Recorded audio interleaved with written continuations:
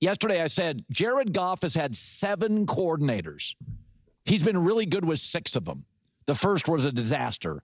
The whole staff was. And I said Jared Goff's absolutely going to be a Hall of Famer. Guy is still in his prime. Jared Goff does not get hurt, despite his kind of tall and lanky frame. I would say he's got at least, because his strength is throwing the football, and quarterbacks can throw the football. Drew Bledsoe could grab a football today and throw a 35-yard out. They lose their legs. So Jared Goff has got 4 to 5 years of prime left because he throws. He's like Steph Curry. Steph will be able to shoot when he's 50. He'll just lose his legs. Goff's a thrower. And so, when I said this yesterday, he's a first ballot Hall of Famer, people just freaked out. So since 2017, 8 years is a pretty big span with 7 coordinators. Number 1 in the league in completions, passing yards, and big pass plays. Number 2 in passing touchdowns and wins. 5 playoff appearances, 2 conference championships. Again, he's still in his prime. But the 2 reasons why, it's so obvious. If he was a flashy player, you would all have him in the Hall of Fame, but he's not. So there's an aesthetic here. He's kind of boring. But if you think about why doesn't everybody get Jared Goff? Number 1 is first impressions matter, and his first season was brutal. 0 for 7. McVay wasn't there yet. He looked like a complete bust. He didn't know which direction the sun set. Remember that? You got to see it on Hard Knocks.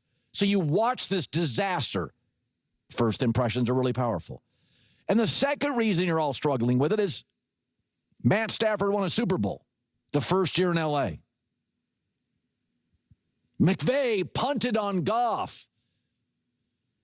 First impressions are really powerful. Matt Stafford's first year in L.A. Jared Goff's first year. Powerful moments. Let me remind you, Goff was a number 1 pick and Stafford was a number 1 pick. Okay? And people forget this. The Rams wanted a reboot at quarterback. So did the Lions. Brad Holmes is the least talked about great personnel guy in the last 10 years in this league. He does not miss on his top picks in the draft. The GM. He does not miss on trades. Brad Holmes is great. What was his first move? To move off Stafford and to go get Goff. So the big game hunting GM in Detroit's like, yeah, I'll take Goff, and the Rams will pay some of the salary. He's turned those picks with Goff into home runs like Jahmyr Gibbs. But I think people forget that it's not linear. Jeter, Kobe, Elway, that's storybook. That doesn't happen much. One team, all those memories, loyal forever. Brady, Belichick wanted about 2 years before he went to Tampa. Montana ends with the Chiefs. Peyton Manning ends with Denver. LeBron's had 3 separate moves. That's typical. Jeter, Kobe, and Elway, that's storybook. That stuff doesn't happen. Michael Jordan, his early teammates and coaches didn't like him, and they couldn't stand him in Washington. He got Phil. It all worked. So here's the other thing to remember.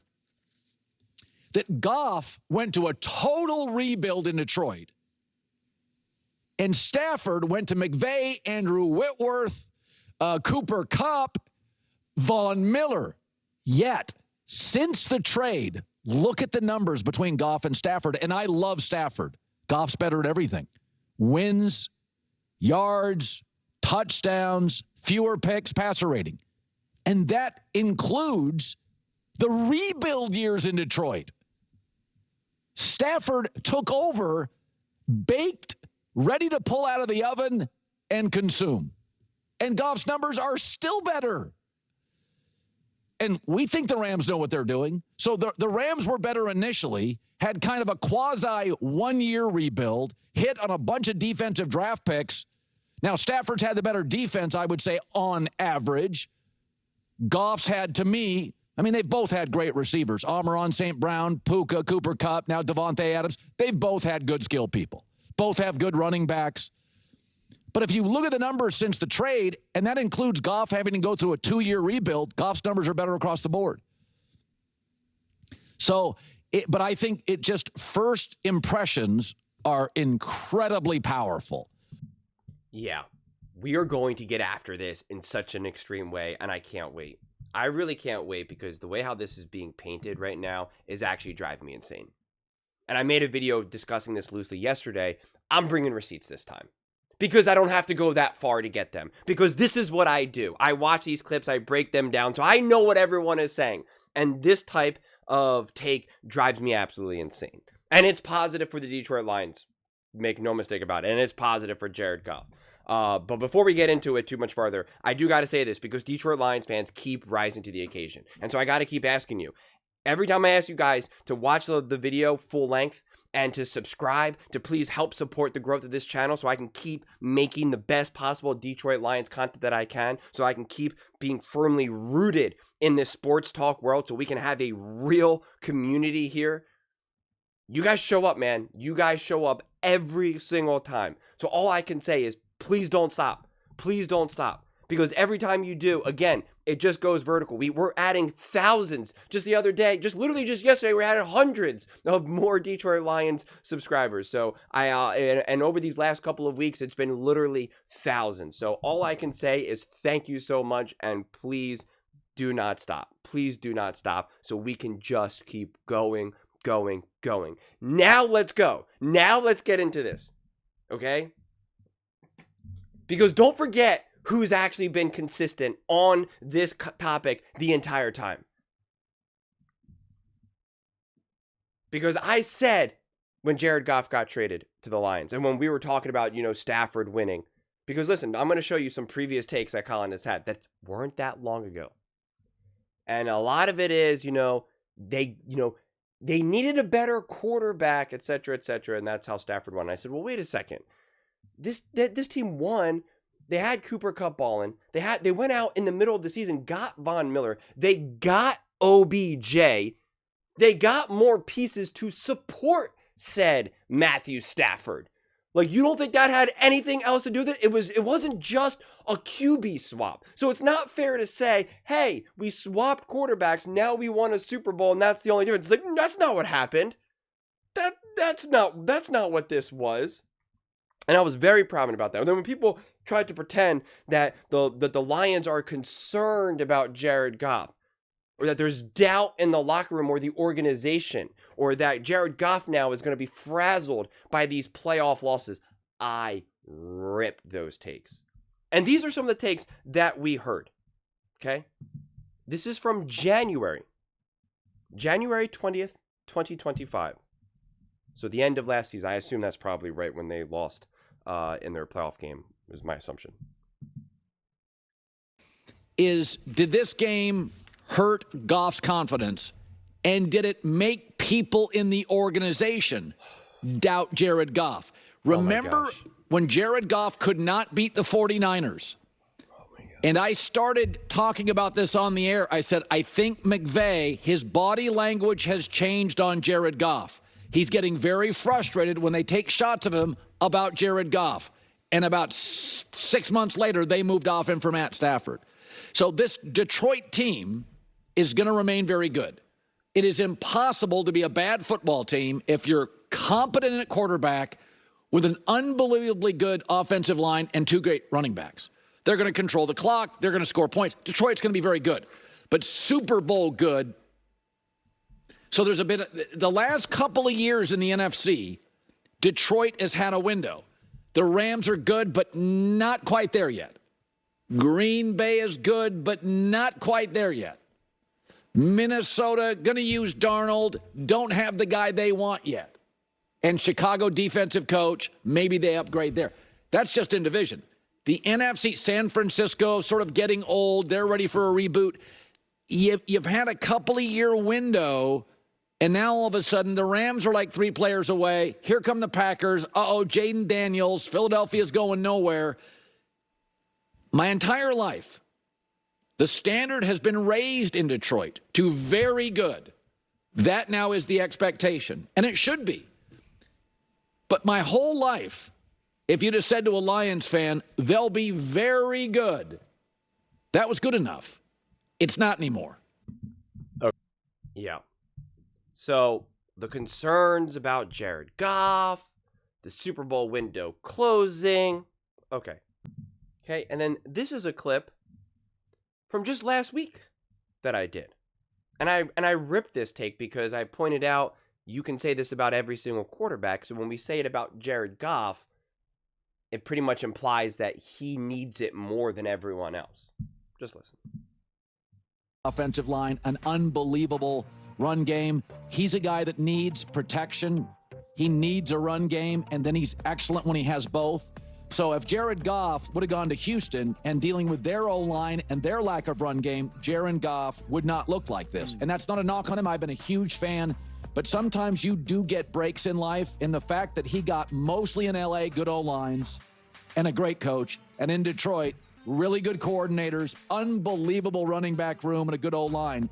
There's a way Jared Goff needs to play, and there's, Mahomes can win with bad O-lines and no receivers. That's not Goff. Goff.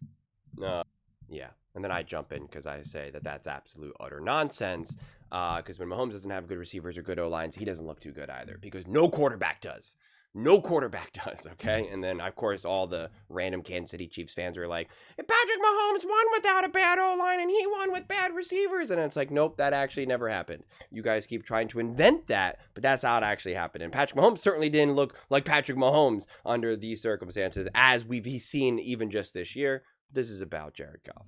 And then again, in that video, I go on and say, listen, on a spectrum, can a Patrick Mahomes and a Josh Allen and Lamar Jackson deal with a worse O-line and make up for a lack of a run game more so than, say, a Jared Goff? Absolutely.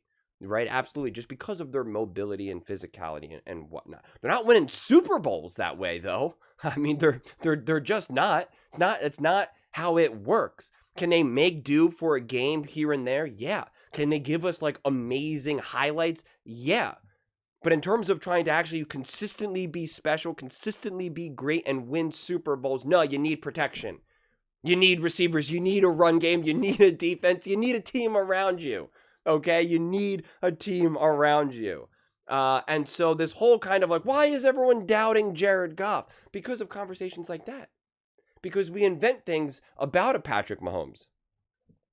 And then we want to emphasize something about a Jared Goff that could be emphasized literally about all these other quarterbacks. And then we say after the Lions lose, the Lions lost that game against the Commanders. And remember, I was one of the only defenders. Everyone ripped. And I said, yeah, the Lions did not play good. We could say the defense was a problem, and it was the injuries. But you have to admit that the offense wasn't great, that there were some issues, some questionable play calling, etc. It's we got to have the real conversation here. And that's okay. It's okay to unpack this.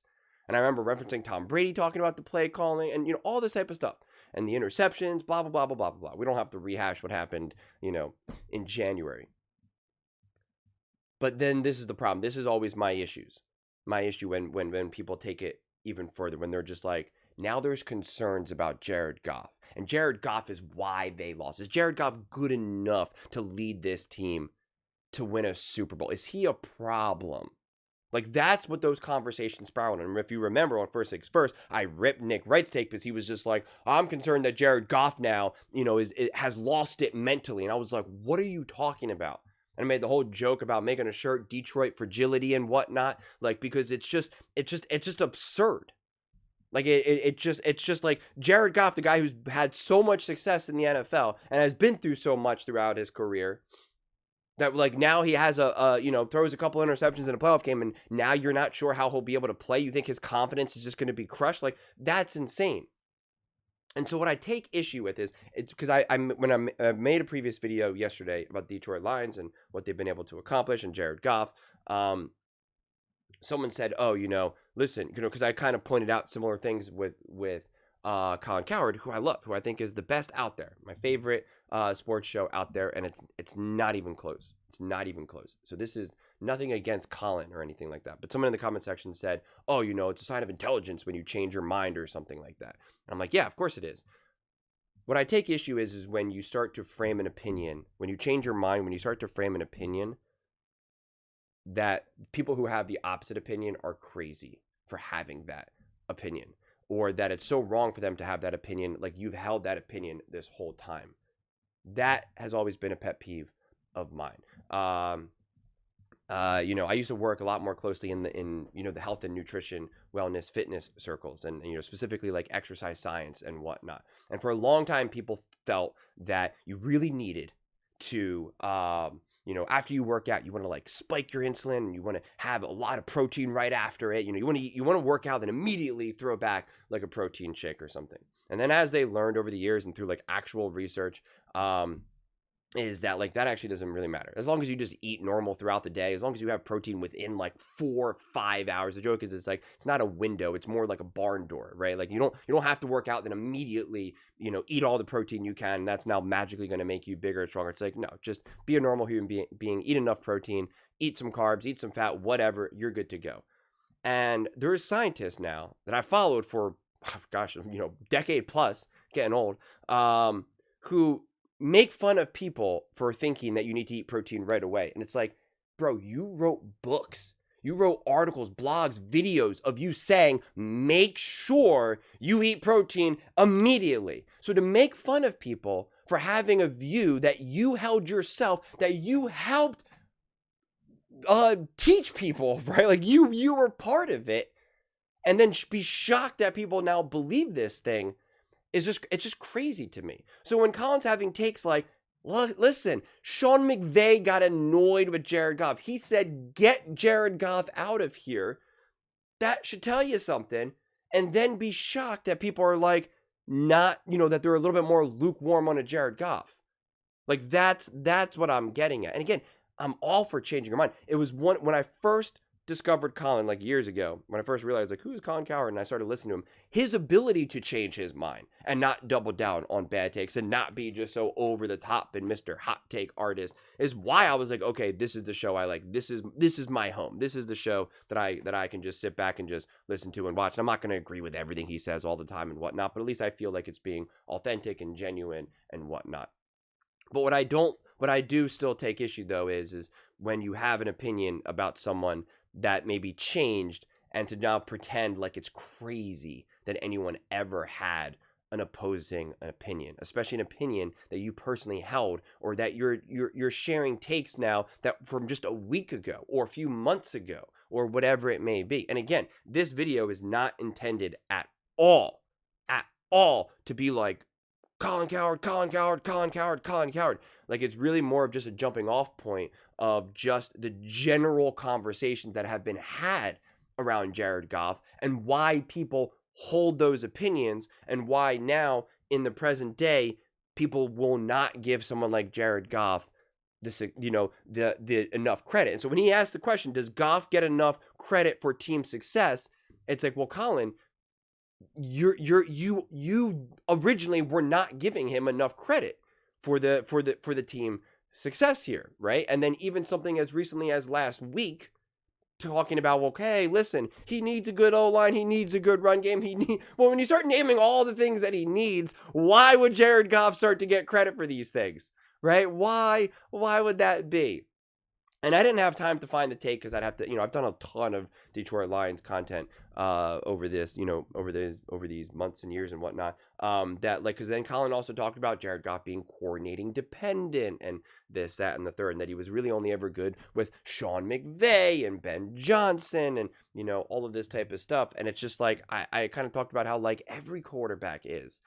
Every quarterback is. I'm super high on Jalen Hurts, and when he won the Super Bowl, when he's at his peak, he just won the Super Bowl MVP, etc., etc. And I straight up said, and I have no idea who Kevin Patullo is. I have no idea how good Jalen Hurts is going to be with him. And I pointed out, to show, hey, this is him with Shane Steichen, this is him with Kellen Moore, and it's like, we'll see what he looks like with Kevin Patullo. And I'm just like, that's someone who was defending Jalen Hurts left and right, which is why going into this season with the Detroit Lions, I was like, I don't know how well these coordinators are going to be. So it's just like, I got to wait and see. It's like, that's being consistent, because every single quarterback is dependent on their coach or a coordinator.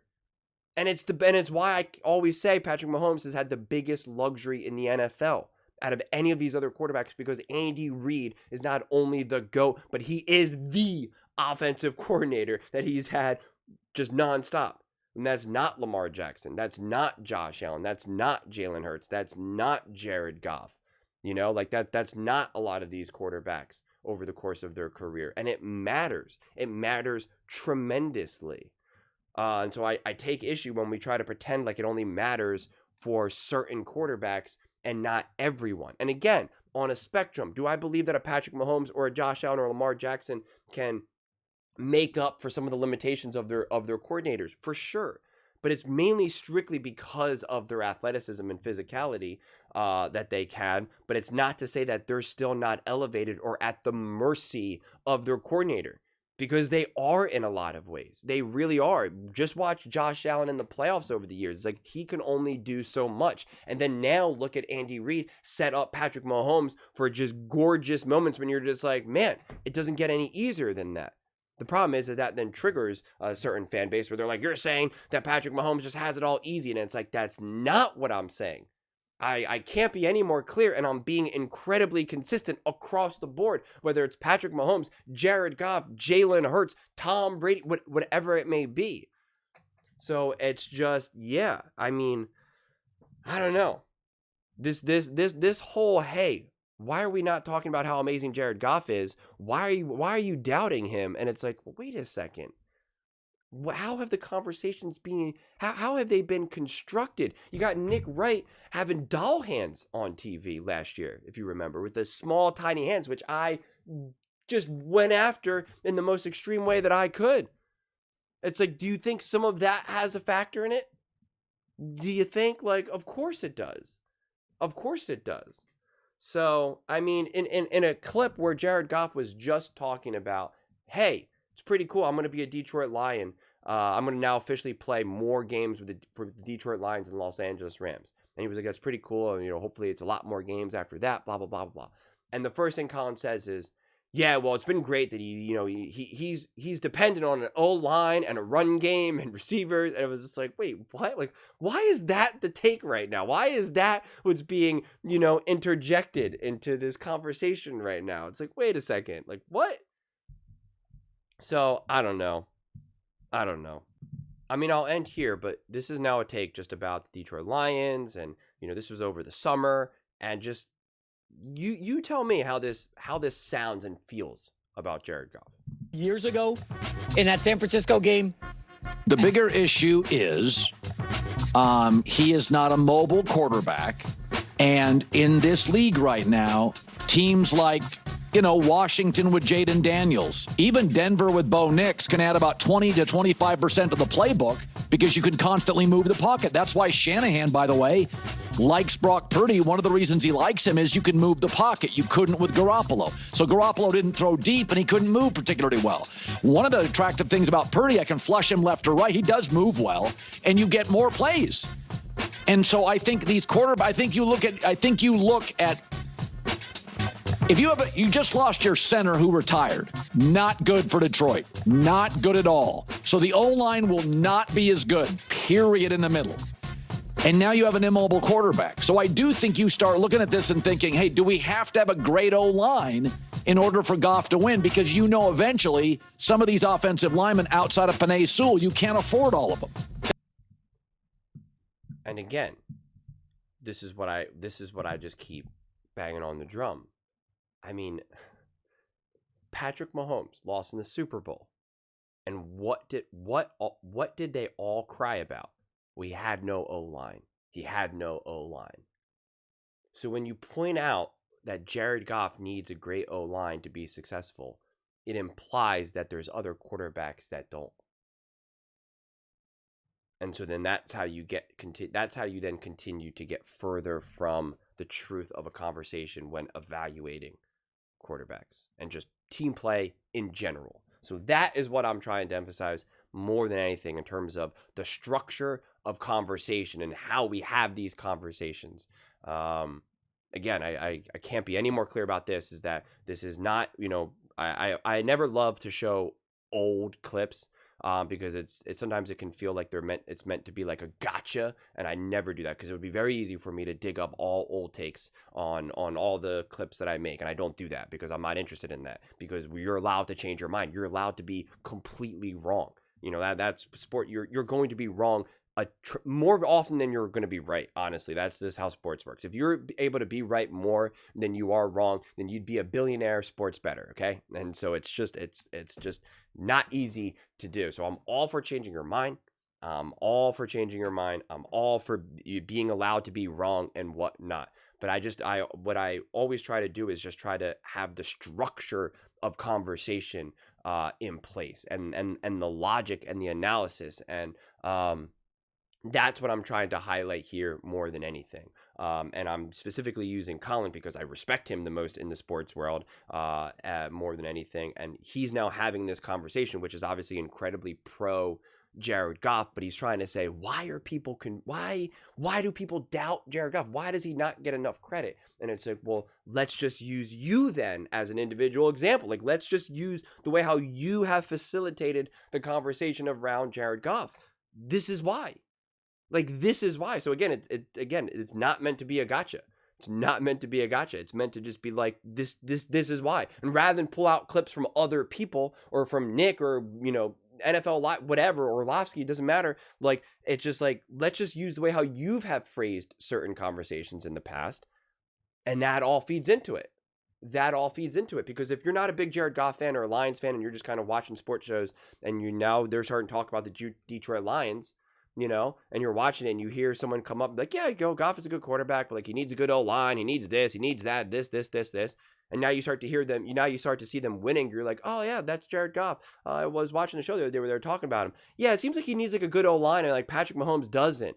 And it's like, oh, okay. But then Patrick Mahomes loses in the Super Bowl and they're like, well, listen, they can't protect him. What do you want him to do? And it's like, well, wait a second now. Now I don't know what's the story here. And so then it just continues to get messier and messier. So hopefully that all made sense. Hopefully you understand what I'm trying to get at. But those are just my thoughts. I'd absolutely love to hear yours. What do you guys all think about the Detroit Lions, Jared Goff? Does he get enough credit for their team's success? And just the conversation around Jared Goff over these years. Let me know in the comments below. I read every single comment. So whether you agree with me or disagree with me, either way, let's get in some discussions. Let's get in some fights. But ultimately, let's just have some fun.